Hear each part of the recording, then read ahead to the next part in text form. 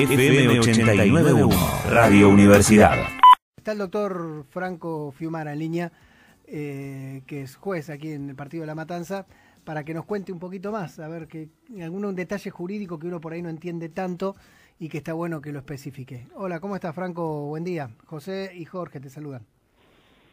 Hola José, hola Jorge, un gusto compartir con ustedes como siempre, un buen año para este 2023 a todos ustedes y los oyentes. Igualmente para vos. Bueno, la pregunta que uno se hace es, ¿no? Nosotros ayer lo que decíamos es que una cosa es lo que la gente cree, otra cosa es lo que queremos y otra cosa es lo que la justicia dice. La primera pregunta que tengo para hacerte ¿es una locura pensar que pueden darle perpetua a todos? No es una locura para nada, son más o menos con las cuestiones, algunas por los medios de prensa, como me vengo informando, lógicamente, en los extractos no es la precisión de cada uno de los testimonios, porque ya sabemos cómo acontece y los apuntes de los jueces es muy importante. Ahora bien, en base a eso puede surgir cómo fue el accionar delictivo en el momento del crimen y qué rol se le adjudica a cada uno. En caso de que ese rol fuera en conjunto, sería para todos, ¿no? Justamente como bien están mencionando.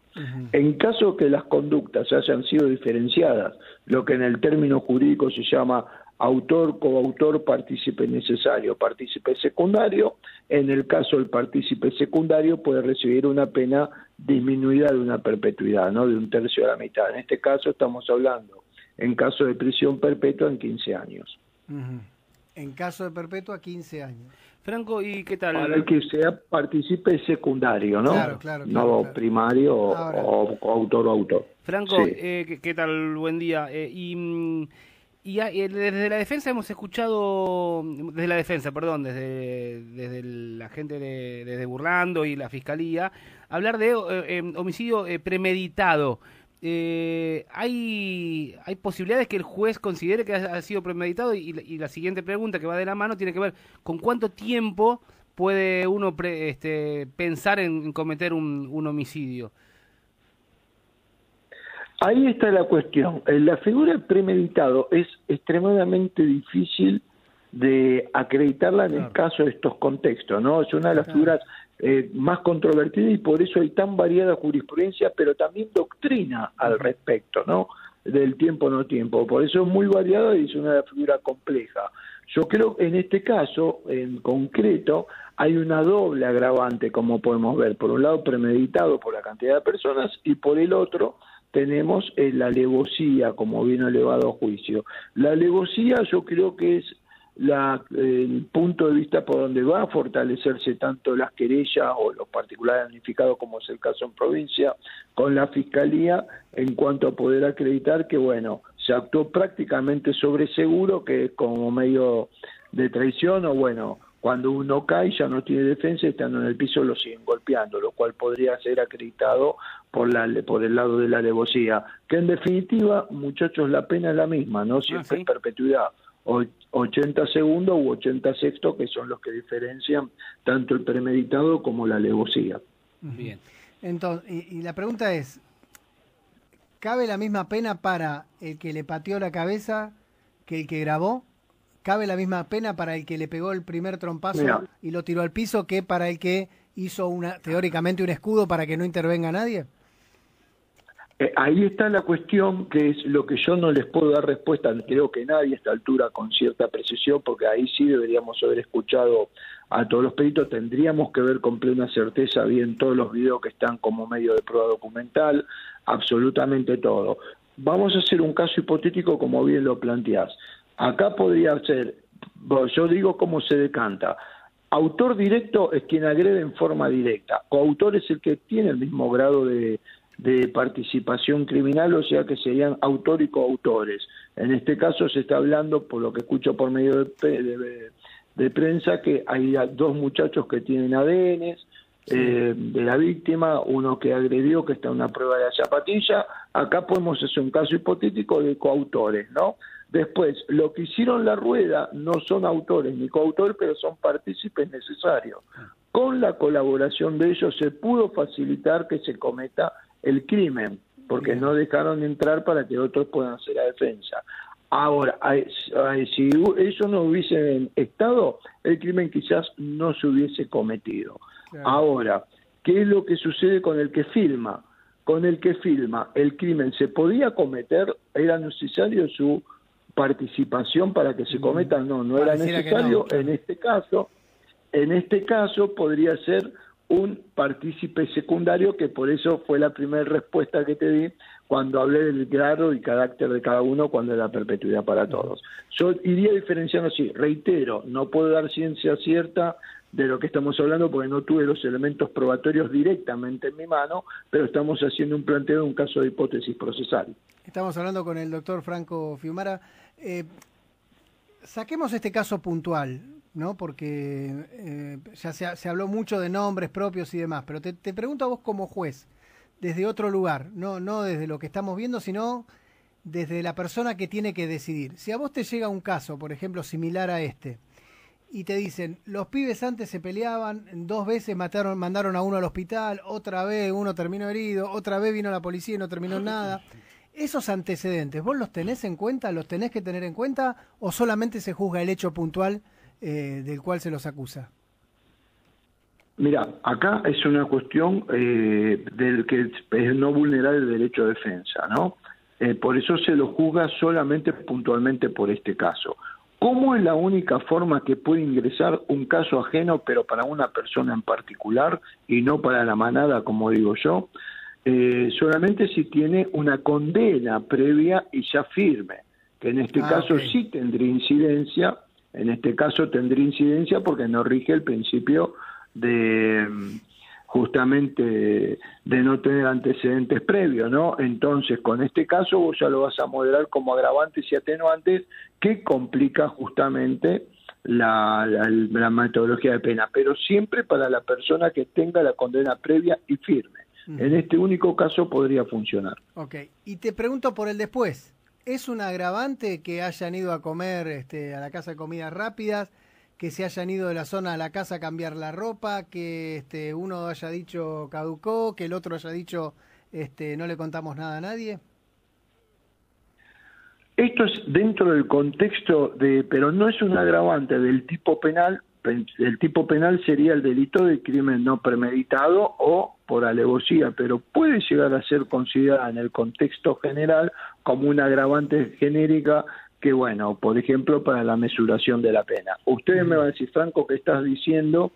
Si justamente va a ser a perpetuidad, pero ¿por qué siempre en caso que las partes, tanto fiscalía como querella, o particular damnificado o defensa, piden atenuantes o agravantes? Por cualquier caso, en la etapa de revisión de casación o corte posteriormente, bajen la calificación legal por otro tipo legal, por otro delito, entonces sí tienen que estar mesuradas siempre las atenuantes y agravantes, algo que expresamente digan no voy a pedirlas. En este caso sí funcionarían tanto atenuantes como agravantes y esto que ustedes están mencionando. Franco, para recordar en la justicia de este país, la condena perpetua de cuántos años son, porque recordemos que no es hasta que se muera, sino bueno, una determinada cantidad de años que puede con buen comportamiento por ahí morigerar un poco la cantidad de años, pero ¿qué es lo que dice la ley al respecto?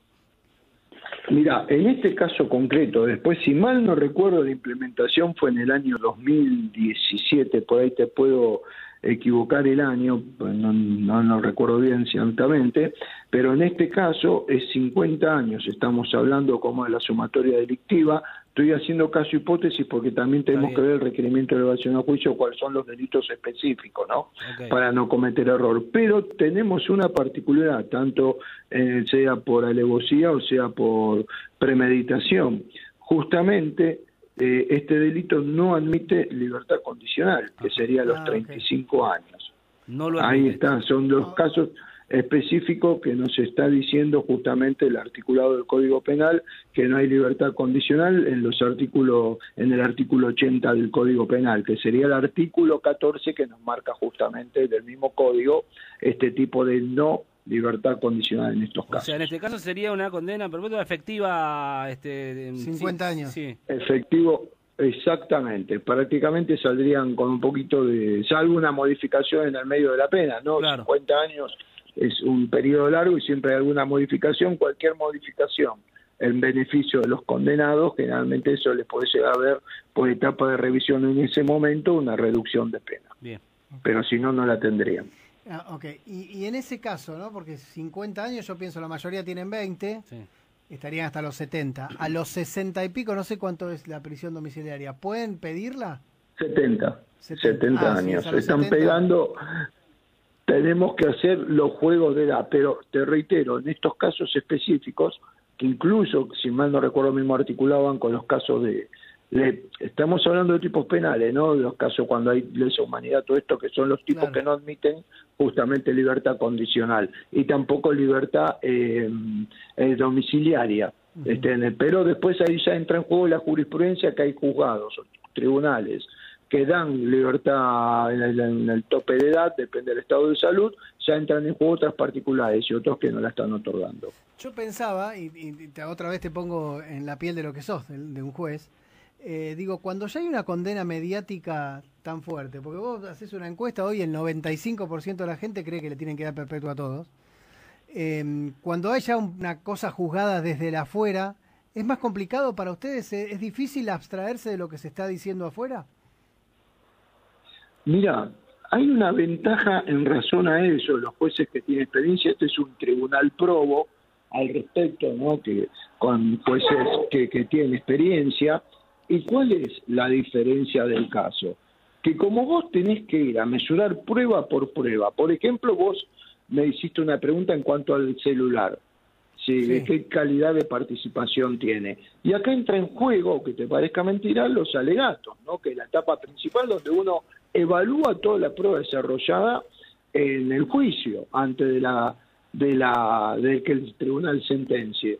Y los jueces no pueden apartarse de eso por más, digamos, llamámoslo de alguna forma, presión mediática o que la instalación mediática, que podría ser la parte sociológica o social de la comunidad argentina, ¿no? Pero ¿por qué? Porque si este es el tipo penal y el juez se equivoca por presión, después cuando esto puede admitir que vaya a la casación, que seguramente irá, a la Corte de Provincia, a la Suprema, después a la Corte de Nación en algún momento, pero también te deja abierta instancia, por más que pasen muchos años, nosotros ya por ahí este caso, deje de ser trascendente porque cosa de la vida es evolutiva, puede llegar hasta una Corte Interamericana, o sea que los jueces en ese sentido no pueden sentir presión al respecto. Claro, Así claro. que por eso te digo, no creo que puedan llegarse. Claro, Así que se me cruzaba, sí. También que se cumplieron ayer 8 años de la muerte de Nisman, y lo mismo, ¿no? Ahí digo, como que hay una mitad, supongo que habrás visto el documental, pero digo, hay una mitad que cree que lo mataron y hay otra mitad que cree que se suicidó,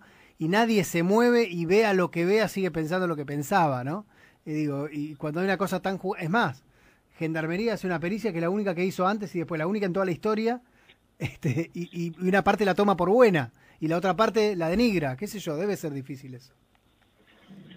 Es complejo, lo que pasa que acá es como la matemática, prueba, 1 más 1 es 2, y por más que vos tengas todo el mundo que te diga, no, esto es 3 o esto es 0, es 2, porque después te lo van a revisar, es como la maestra y después la directora del colegio, te revisan y te va a poner un 0 como juez. Te hablo hipotéticamente para que la audiencia pueda entender sencillamente cómo es esto, ¿no? Ahora, yo siempre voy con los partidos de fútbol, al ser deportista.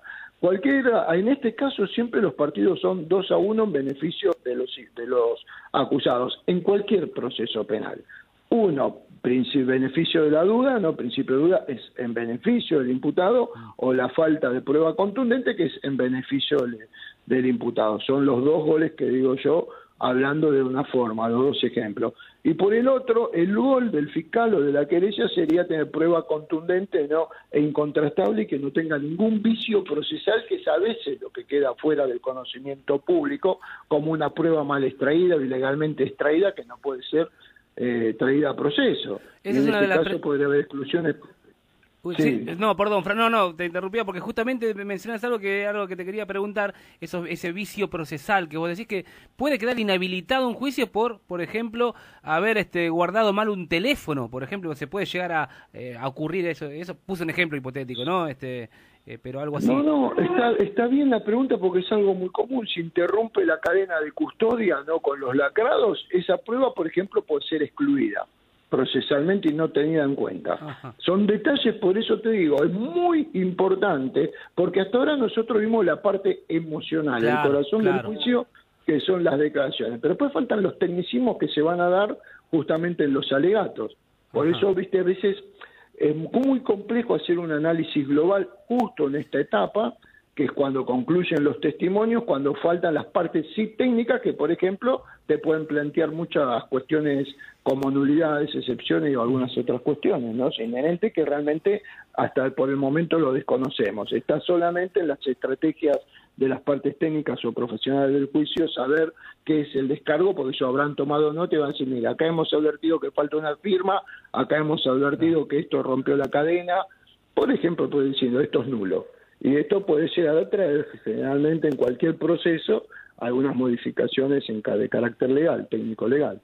Esto, obviamente, y sin entender como lo que vos entendés en cuanto a justicia, es lo que nosotros espectadores, y desde el lado emocional, como vos bien decías, interpretamos que intentó hacer la defensa de los ocho imputados, como por momentos queriendo embarrar un poco la cancha con estos tecnicismos, ¿no? No sé si es correcta la lectura que hicimos nosotros en algunos casos.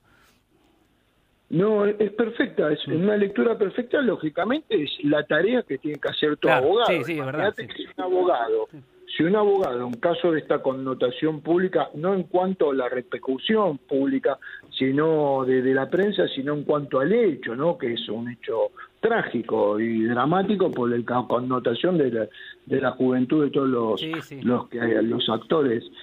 Imagínate en este sentido de la trascendencia lo que puede llegar a suceder, ¿no? En el caso de que algo no salga como uno especula.